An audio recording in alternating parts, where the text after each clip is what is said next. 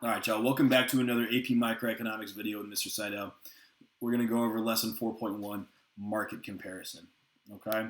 So what we're going to do today is we're going to look at perfect competition and imperfect competition and see what is similar and what is different between them. And then we're going to look at the different types of perfect competition and compare those as well. So let's start with perfect competition.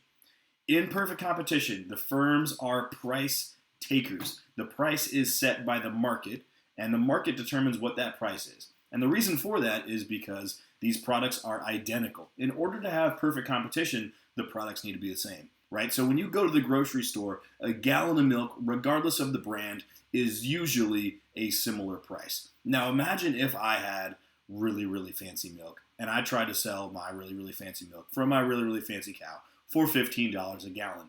No one is going to buy that fancy milk because the product is identical to milk that you can get for $2, right? Which means that my demand is perfectly elastic, right? My demand is set by the market, and it results in me forced to set that price at $2, which is why we call these firms, we call them price takers, okay? Now, there also needs to be thousands of businesses so that consumers have lots of options. The more options we have, the lower prices will be, the more competition there will be, right? And so probably the three most important features of perfect competition is those identical products and those thousands of firms, right? What that results in is it results in these businesses being price takers, okay? Now, the next thing that I want to talk about is I want to talk about barriers to entry. What are barriers to entry? Barriers to entry is simply the cost of the business. There are thousands of businesses because these businesses are relatively low cost. That if there were higher barriers to entry, there would be less businesses, right? And so in order for perfect competition to exist, we need these businesses to be low cost businesses with low barriers to entry. And this allows for those thousands of firms. Okay? I also wanted to take a moment to draw the perfectly competitive graph. Remember, we have a supply and demand graph and a side-by-side graph. This one I drew in long-run equilibrium, where the average total cost, the marginal cost, and the Mr. Dark line were all intersecting at the same place. Okay? Now let's switch over to perfect competition. We have three types of perfect competition. We have monopolies, oligopolies, monopolistic competition, right? All of these businesses, what is most important about them? They are price makers. They are price makers because they have a differentiated product, right? You have normal sweatpants and you have Gucci sweatpants. One is $15 at Walmart. The other one is $15,000 at wherever you buy Gucci pants, right? Now, why do they have different prices? Right, it's because we perceive a difference in the product. There's a difference in design choice. Now, for monopolies, it can be the same product, it can be a different product, but what's important about a monopoly is you only have one place to get it, right? Why do these businesses exist? Well, they exist because of high barriers to entry.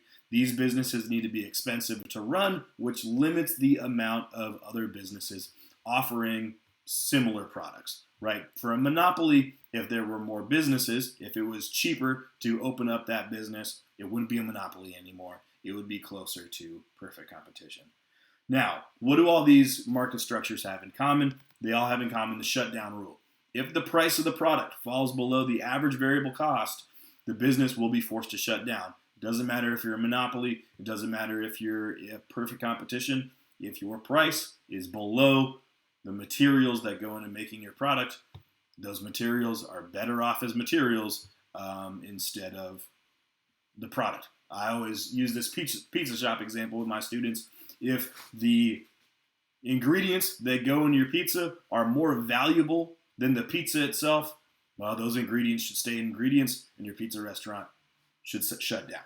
Okay? Now, the next similarity that they have is they have the profit maximizing rule. All of these businesses follow the profit maximizing rule, where the marginal cost equals the marginal revenue, is the output, is the quantity that will make you the most profit.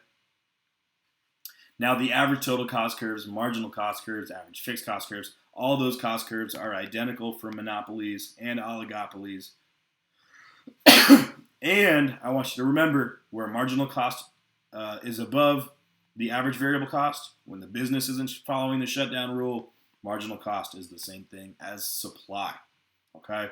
Now let's look at our imperfect competition and our different market structures. Like I said before, we have three of them. We have monopolies, oligopolies, and monopolistic competition. They are all price makers. They all set their own price. The monopoly is a price maker because they can charge whatever price they want. They're the only business. They're the only option. So if you're going to buy something from monopoly, they set the price. Oligopolies are price makers because there's less competition, but also because they engage in price leadership. They set their own price, and that affects the other business. iPhone sets a price that's higher. Samsung sets a price that's lower, right? They set their own price in order to engage in competition with each other. Now, monopolistic competition, right, they're price makers as well. Like I said before, we have regular sweatpants and Gucci sweatpants.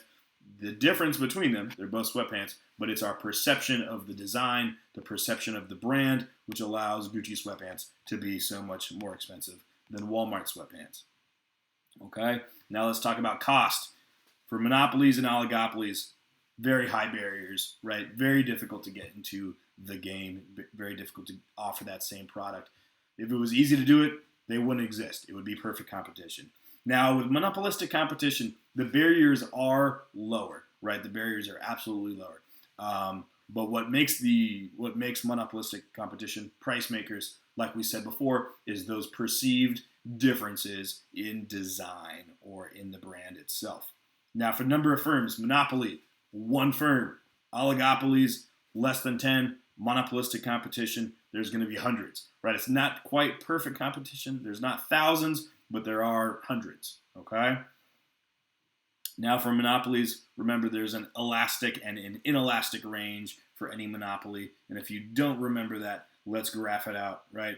Down here, as the price goes down, the marginal revenue is positive, right? The marginal revenue decreases, but the marginal revenue is still positive. So our total revenue is still going up. But at a certain point, our price keeps going down and our marginal revenue is in the negative, which means that our total revenue starts to decrease. Well, if our price goes up and our total revenue goes up, we are in, if our price goes down and our total revenue goes up, we are in an elastic range. Our demand is elastic. Now, if our price keeps going down and our total revenue keeps going down, we are in an inelastic range, which is why I put that there's an inelastic and inelastic demand, elastic and inelastic demand for a monopoly graph. Now, for your oligopoly graph, there is a kinked demand line, which we talked about in our last video, where at first our demand is very elastic, and then our demand gets very inelastic. I would watch that video 4.5 to get some more information about this kink demand graph, because it is kind of complicated. Now, finally, your monopolistic competition, it looks identical to the monopoly graph, which means that the elasticity is identical to the monopoly graph. When our marginal revenue is positive, when it's over here, right, we have elastic demand. When our marginal revenue is negative, we have inelastic demand, okay? Now let's talk about the long run. In the long run, the monopoly makes a profit. Why is that? Because of monopoly, there's only one business. So in the long run, there's no more businesses coming to steal that profit, right? And so if there's no businesses coming to steal the profit, the monopoly is going to maintain that profit, okay? Now, in the long run for game theory, in the long run for oligopolies, we use game theory to determine what will happen, right? So check out those game theory practice videos. Now, finally, for monopolistic competition, profit is zero in the long run because the demand changes, right? When a new fancy sweatpants brand comes out on the market, Gucci's profit is affected, and eventually it will reach a point where profit is zero, where the average total cost and the demand intersect at the profit maximizing quantity. Okay, so that is our market structures comparison. I know that that was a lot of info really fast, but it should mostly be review. I will see you in Unit 5 when we talk about my favorites topic, labor markets.